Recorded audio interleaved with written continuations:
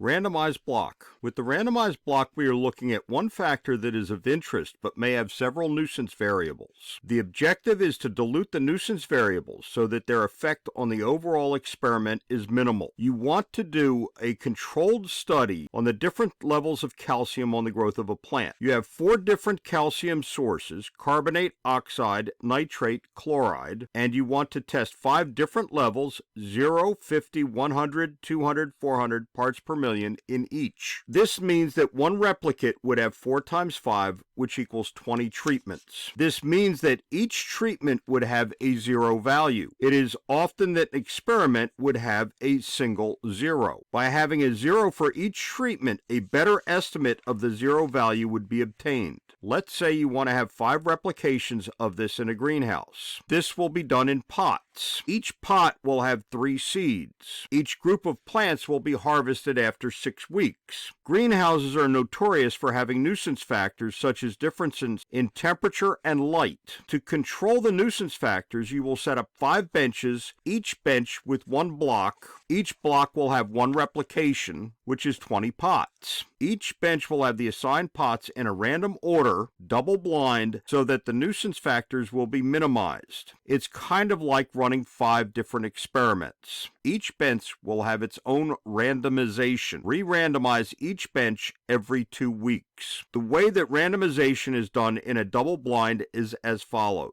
Since we have 20 pots per bench, this could be factored into a 4x5 layout. Set up a grid and then label the positions with consecutive numbers. This would look like this. Set up the numbers for each position on the bench. Set up the letters for each treatment.